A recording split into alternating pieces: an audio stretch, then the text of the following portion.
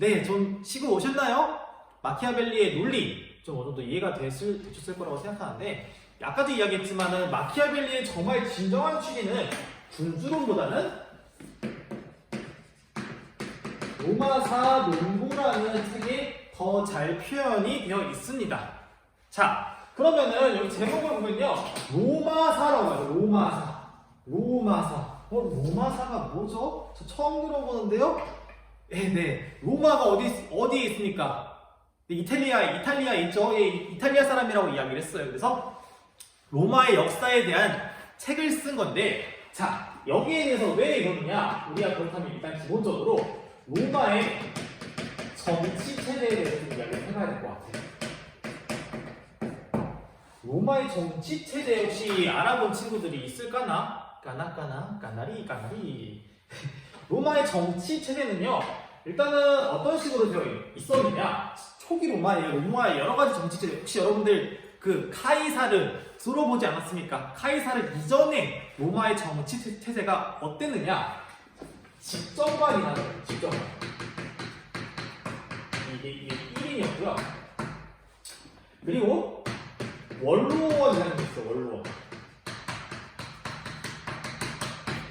그리고 호민관이라는 기질이 있습니다. 호민관. 백성을 변호하는 사람이라는 거겠죠. 네. 그래서 집정관과 원로원과 호민관이라는 사람이 있는데 조금 더 어려울 것 같으니까 지금 말로 풀어보면은 어떤 게 되냐면 집정관은 오늘날의 대통령이 되고요. 원로원은 오늘날 미국에서의 좀 상원의원. 호민관은 오늘날의 하원의원. 이런 식으로 될 것 같습니다. 근데 이제 다시 여러분들이 좀 알아두셔야 될 건 뭐냐면은 우리가 아까 전에 군주론을 볼 때 막 정치 체제를 분류하지 않았습니까? 집정관은 혼자가 다스려요. 그러면은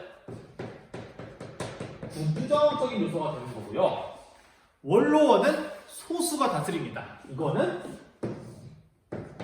귀족 정치 중심의 뭔가 요소가 있는 거고, 호민관은 백성인데 백성들이 많잖아요. 그러니까 이거를 이제 민주정이라는 요소를 낄 수 있다고 보게 될 것 같습니다. 자, 근데 문제는 뭐냐? 이 로마에 이렇게 다양한 정치 체제, 군주정과 민주정과 귀족정 이렇게 요소를 가지고 있었는데 마키아벨리는 이 형태가 가장 이상적이라고 이야기를 하고요. 여기에 대해서 이제 이름 붙이는 게 이제 공화정이라는 이름을 붙입니다. 우리나라도 이제 공화국이죠. 네, 우리나라도 공화국이고 대부분의 나라가 다 공화국인데 도대체 공화국이 뭐냐라는 질문을 가질 수가 있을 것 같아요. 자, 공화정이라는 건 사실 이제 보면은 이런 세 가지 요소들, 여러 가지 세상 계층들이 서로 다스려서 공동의 번영을 추구하는 나라를 이제 공화정이라고 하게 되는 것입니다. 공화주의가 또 요즘에 핫한 주제거든요. 혹시 관심이 있는 친구들은 한번 좀 알아보셨으면 해요. 자, 근데 다시 한번 볼게요. 군주정과 귀족정과 민주정인데 우리가 여기에 대해서 감안해야 될 건 뭐냐? 아까 마키아벨리의 전제. 각자는요, 자신의 이익들을 추구한다는 게 전제가 되어 있습니다. 자, 다시 돌이켜보면요. 이 군주정, 집정관도 자기 이익을 추구하고, 원로원도 자기 이익을 추구해요. 호민관도 자기 이익을 추구합니다. 그러면은 우리가 뭔가 홉스의 논리를 다시 떠올려 본다면은 자기 이익을 추구하는 사람들은 싸우다 보면 뭔가 필연적으로 만인에 대한 전쟁이라는 결론으로 도출될 수밖에 없는, 귀결될 수밖에 없는 생각을 하기 쉬운데 마키아벨리는 그게 아니었다는 거죠. 동그라미 어디 보면은 동그라미 2번에 그 괄호 슬래시표 아래 보면요, 자기 이익을 서로 추구하다 보니까 서로가 견제하게 되고 그 견제의 결과 모두가 합의할 수 있는 법안을 만들게 된다는 겁니다.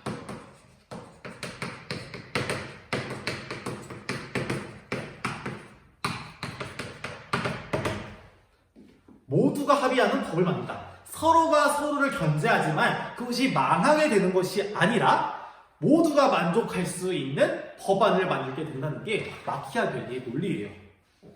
굉장히 뭔가 신박하죠? 극단으로 치우칠 줄 알았는데 그것이 오히려 좋은 결과를 낳는다. 이거는 나중에 이제 칸트의 사회계약론과도 좀 연결이 된다는 만큼 이제 한번 좀 알아주시고요. 이렇게 자신의 이익을 모두가 합의하는 법을 통해서 여러분들 혹시 뭐 아실지는 모르겠지만 실제 이 로마가 거의 이제 2000년 동안 존속을 하거든요.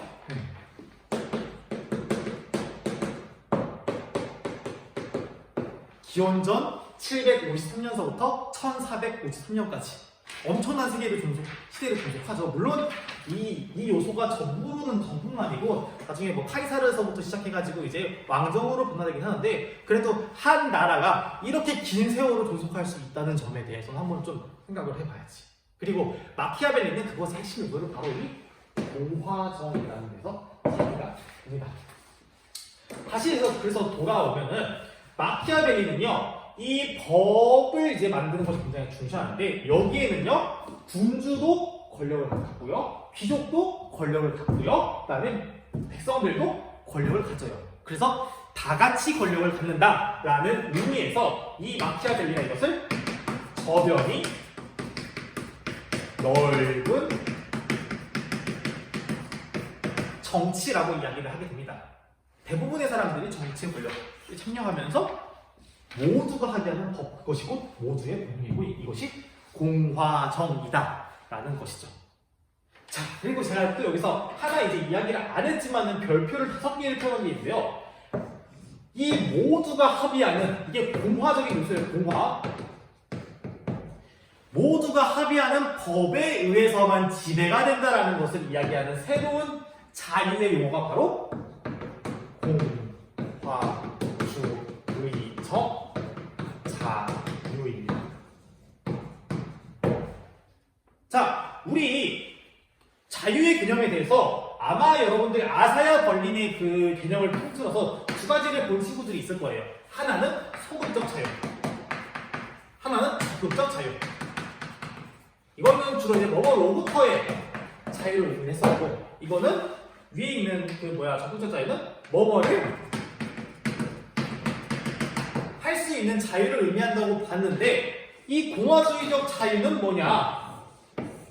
오직 법에 의해서만. 이외의 것에 대해서는 지배받지 않는다라고 이야기를 해서 다시 이거를 비지배로서의 자유라고 이야기를 합니다.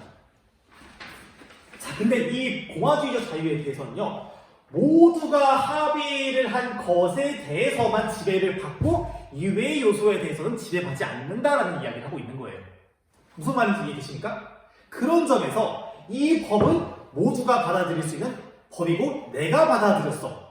나의 행동에 대해서는 내가 법을 지키기만 한다면 나는 그 이외에 있는 것들을 할 수 있는 자유가 있어. 그것이 곧 공화주의적 자유야 라고 이야기를 하게 된다는 거지. 근데 다시 이 공화주의적 자유가 모두가 합의한다 라는 측면을 가지게 된다는 점에서 여러분들은 좀 감안을 하셔야 되는 게 이게 추후에 뭘로 이루어지냐,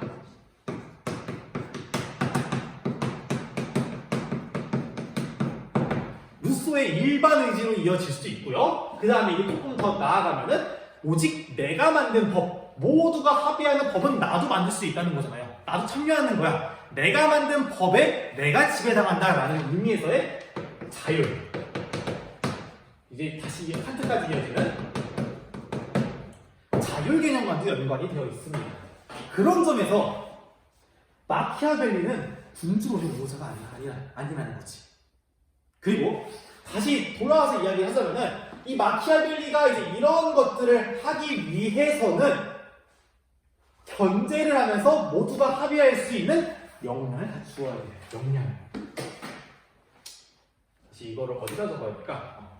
여기다 적으면은 합의할 수 있는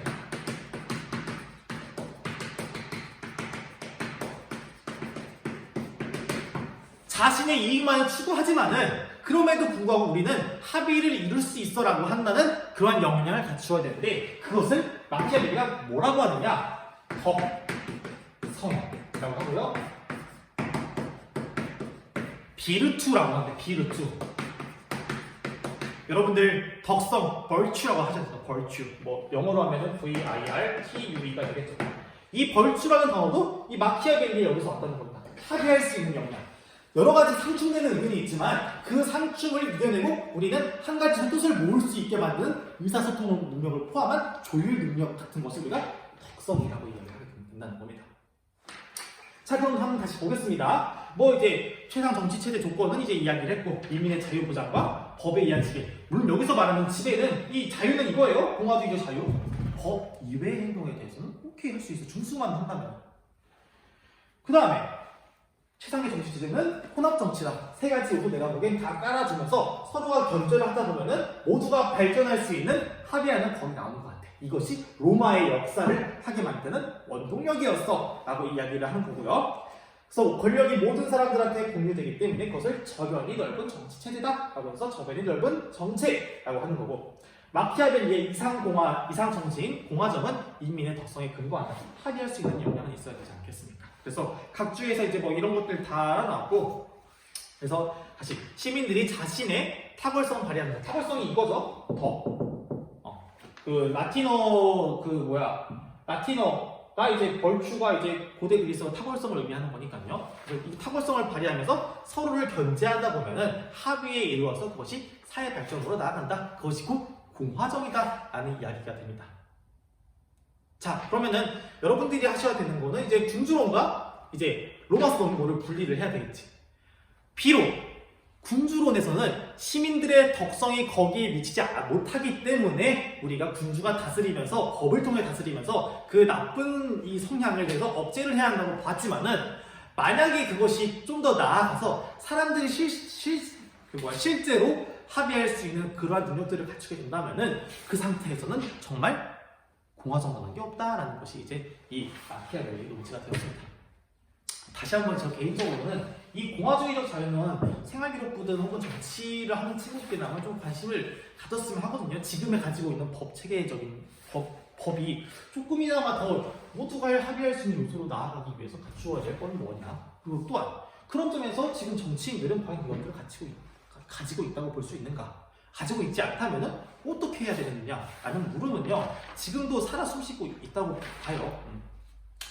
뭐 좀 민감할 수도 있겠지만은 정치라는 게 서로가 뭔가 합의를 하면서 이끌어 나가야 되는데, 정치는 의도적으로 지금 분쟁을 붙이잖아요. 대립관의 속에서 이런 합의의 요소는 보이지가 않고, 과연 그것을 공화정이라고 할 수 있겠느냐?